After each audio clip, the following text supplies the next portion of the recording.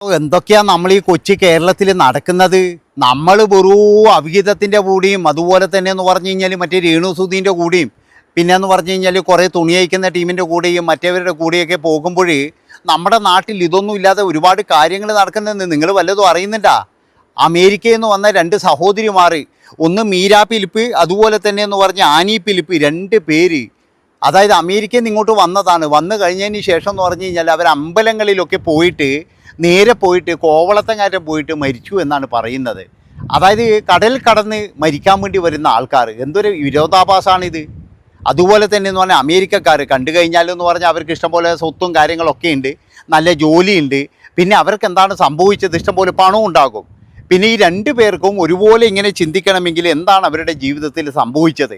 അപ്പോൾ ഇവിടെ എല്ലാവരും പറയുന്ന ഒരു കാര്യം എന്താണെന്ന് വെച്ച് കഴിഞ്ഞാൽ നിരാശയാണ്, അല്ലെങ്കിൽ പണം മാത്രം പോരാ ജീവിതത്തിൽ, അതുപോലെ തന്നെ എന്ന് പറഞ്ഞു കഴിഞ്ഞാൽ കുടുംബം വേണം, ഇതെല്ലാം പറയുന്ന ആൾക്കാരുണ്ട്. പക്ഷേ എനിക്ക് തോന്നിയ ഒരു കാര്യം എന്താണെന്നറിയാം, ഇവർ ഏതോ ഒരു അന്ധവിശ്വാസത്തിൽ പെട്ടിട്ടുണ്ടാവും.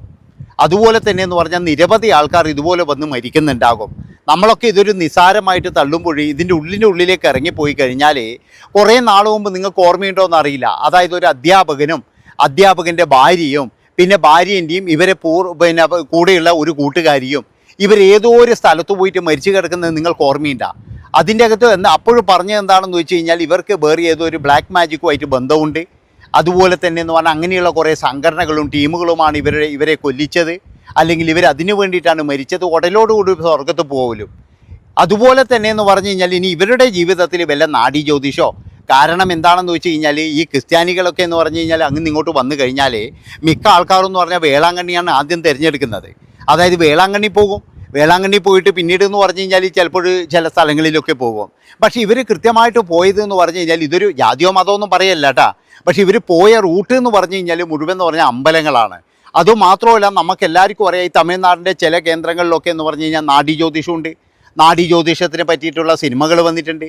പിന്നെയെന്ന് പറഞ്ഞു കഴിഞ്ഞാൽ പൂർണ്ണമായിട്ടുള്ള അന്ധവിശ്വാസങ്ങളുണ്ട്. അതുപോലെ തന്നെ എന്ന് പറഞ്ഞാൽ നിങ്ങൾ എന്തെങ്കിലും തരത്തിൽ ഏതെങ്കിലും തരത്തിൽ ഇവർ വിദേശത്ത് നിൽക്കുമ്പോൾ, ഞാൻ പറഞ്ഞല്ലോ ഈ വിദ്യാഭ്യാസം, അതുപോലെ തന്നെ എന്ന് പറഞ്ഞാൽ പണം, പിന്നെയെന്ന് പറഞ്ഞാൽ വലിയ വലിയ കുടുംബം, ഇവർക്കൊക്കെ എന്ന് പറഞ്ഞു കഴിഞ്ഞാൽ എന്തെങ്കിലും തരത്തിലുള്ള വേറൊരു വീക്ക്നെസ് ഉണ്ടാകും.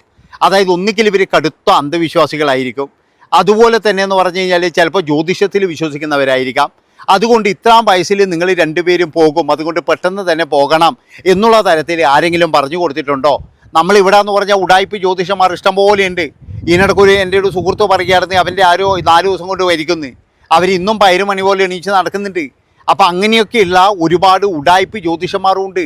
നമ്മൾ വിചാരിക്കുന്ന പോലെയല്ല, ഇതിൻ്റെയൊക്കെ പിന്നിൽ പോയി കഴിഞ്ഞാൽ ചിലപ്പോൾ വലിയ പൂജകളും കാര്യങ്ങളും ഇതൊക്കെ അന്വേഷിക്കേണ്ടതാണ്.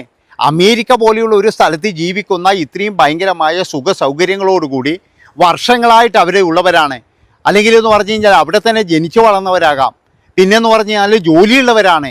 അതുകൊണ്ടാണ് പറയുന്നത് ഇവർക്ക് സാമ്പത്തികപരമായിട്ടൊന്നും ഒരു ബുദ്ധിമുട്ടും ഉണ്ടാവില്ല.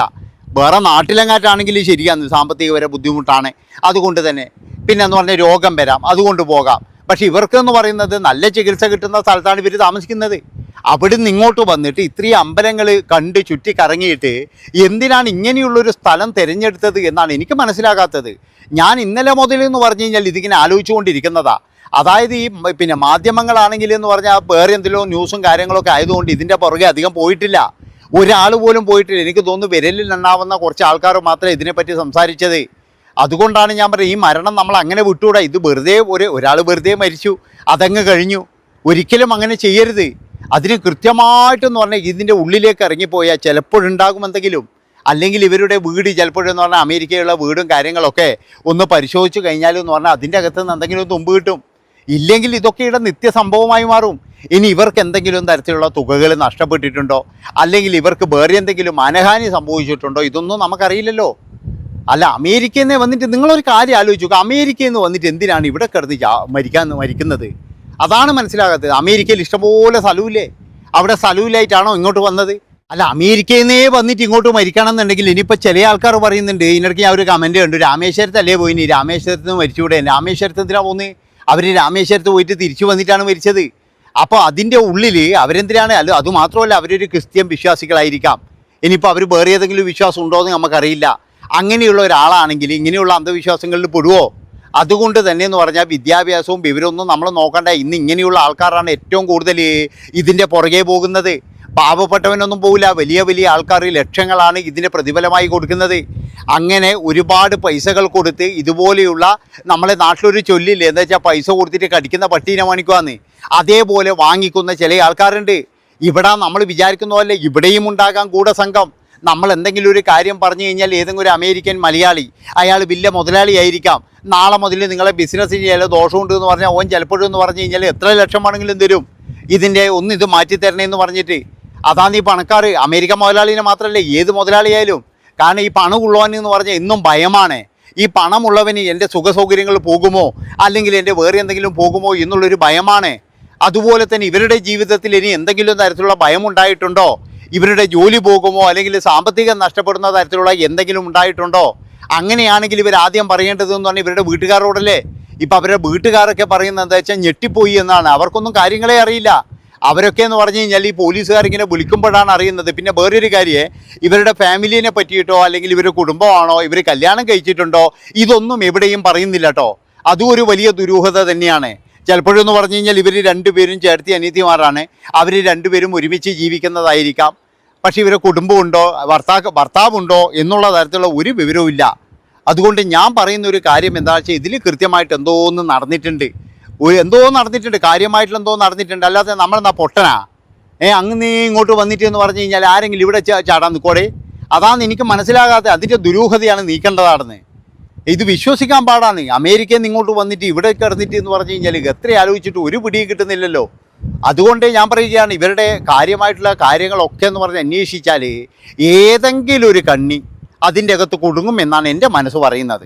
അപ്പോൾ ഇവർ പോയ സ്ഥലങ്ങളിൽ എവിടെയെങ്കിലും ഇനി വല്ല മന്ത്രവാദികളോ അല്ലെങ്കിൽ വല്ല ജ്യോതിഷനോ അല്ലെങ്കിൽ മറ്റു പലരോ ആരെങ്കിലും കണ്ടിരുന്നോ അല്ലെങ്കിൽ ആരെങ്കിലും കോണ്ടാക്റ്റ് ഉണ്ടായിരുന്നോ എന്നുള്ളതൊക്കെ ഒരു സംശയം തന്നെയാണ്. അല്ലാതെ അമേരിക്കയിൽ നിന്ന് ഇങ്ങോട്ട് വന്നിട്ട് നേരെ വന്നിട്ട് ഓരോ തീർത്ഥാടന കേന്ദ്രത്തിൽ പോകുന്നു, അത് കഴിഞ്ഞിട്ടെന്ന് പറഞ്ഞാൽ മരിക്കുന്നു. അതിന് കണക്കായ കാരണങ്ങൾ എന്താണ്? അതാണ് എനിക്ക് ചോദിക്കാനുള്ളത്. ഇപ്പോൾ ഒരു കല്യാണം കഴിച്ചിട്ടില്ല, കുടുംബമില്ല എന്നൊക്കെ വരുന്നിട്ട് ആരെങ്കിലും ഇങ്ങനെ ചെയ്യോ? അതിന് കൃത്യമായിട്ടൊരു മറുപടി വേണ്ടേ? രണ്ട് പേരെന്ന് പറഞ്ഞു കഴിഞ്ഞാൽ ഒരു സുപ്രഭാതത്തിൽ അങ്ങനെ ഇങ്ങോട്ട് ഫ്ലൈറ്റ് കയറി വന്നിട്ട് തിരിച്ചു പോകാതെ ഇവിടെ ചാടുക എന്ന് പറഞ്ഞു കഴിഞ്ഞാൽ ഈ അവസ്ഥ നിങ്ങളൊന്ന് ആലോചിച്ച് നോക്ക്. അത് കൃത്യമായിട്ട് ഉത്തരം കിട്ടേണ്ടത് തന്നെയാണ്. അല്ലെങ്കിലെന്ന് പറഞ്ഞു കഴിഞ്ഞാൽ ഇതിൻ്റെ പുറകിലെന്ന് പറഞ്ഞ് നമുക്കറിയില്ല. നമ്മൾ ഇതിൻ്റെ പുറകിൽ നോക്കുമ്പോൾ വലിയ ടീം തന്നെ ഉണ്ടാകും. അതല്ലേ ഞാൻ ആദ്യം നിങ്ങളോട് പറഞ്ഞത്. വിദ്യാഭ്യാസമുള്ള ഒരു ടീച്ചറും മാഷും ആ ഒരു സ്ത്രീയുടെ ഒരു കൂട്ടുകാരിനെയും കൊണ്ട് 3 പേരെയും കൊണ്ടാണ് പോയിരിക്കുന്നത്. എന്നിട്ട് ഏതോ ബ്ലാക്ക് മാജിക്കിൻ്റെ പേരും പറഞ്ഞിട്ട് ഏതോ ഹോട്ടൽ റൂം എടുത്തിട്ട് അവിടെ ഉടലോടുകൂടി പോവുക പോലും. അതാവില്ല ഇവരുടെ വിശ്വാസം. എനിക്ക് മനസ്സിലാകുന്നേ ഇല്ല. ഇങ്ങനെയുള്ള എന്നാ പറയണ്ടേ ആൾക്കാരൊക്കെ ഉണ്ട് നമ്മുടെ നാട്ടിൽ. അതുകൊണ്ട് ഈ ഒരു മരണം എന്ന് പറഞ്ഞു കഴിഞ്ഞാൽ നമ്മളങ്ങനെ നിസാര കാരണമായിട്ട് തള്ളാൻ പാടില്ല. അങ്ങനെ തള്ളിക്കഴിഞ്ഞാൽ മറ്റു പല സംഭവങ്ങളും ഇവിടെ നടക്കാനുള്ള ചാൻസ് ഉണ്ട്. അതുകൊണ്ട് ഇങ്ങനെയുള്ള കാര്യങ്ങളൊക്കെ ഇവിടെ നടക്കുന്നുണ്ട്. രേണുസുതി അവരുടെ വഴിക്ക് പോട്ടെ, പക്ഷേ അതിൻ്റെ ഇടയിൽ കൂടെ ഇങ്ങനെയുള്ള കാര്യങ്ങളുണ്ട്. സൂക്ഷിച്ചോ.